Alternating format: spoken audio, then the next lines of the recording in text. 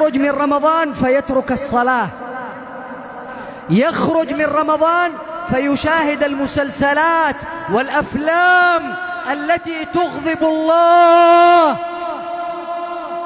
وين راح الصيام؟ فين راح البكاء؟ وين راح التضرع؟ فين أثر القرآن الذي قرأته وسمعته؟ فين أثر الطاعة عليك؟ هذا أكبر دليل على أن الله لم يقبل عملك.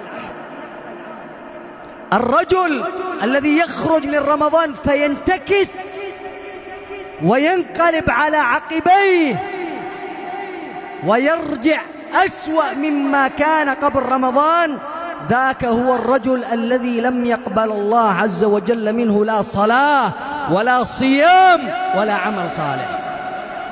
لأن الله تبارك وتعالى يقول: إنما يتقبل الله ممن؟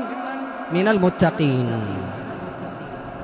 ولذلك وصية لنفسي ولكم: إياكم أن تهدموا ما بنيتموه في رمضان.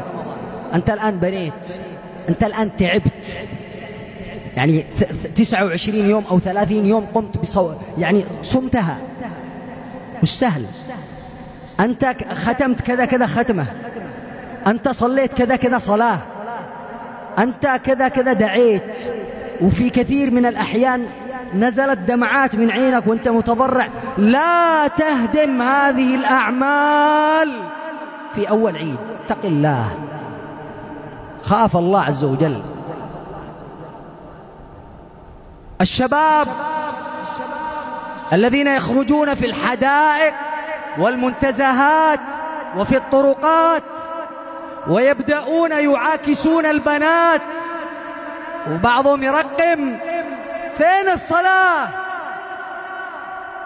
فين العبادة؟ وين التدين؟ وين أثر العمل الصالح الذي قمت بعمله في رمضان؟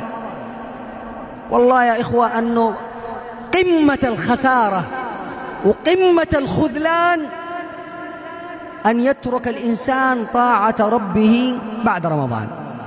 ولذلك في هناك عباد لله وفي هناك عباد لرمضان. من كان يعبد رمضان فإن رمضان قد ولى، ومن كان يعبد رب رمضان فإن رب رمضان حي لا يموت.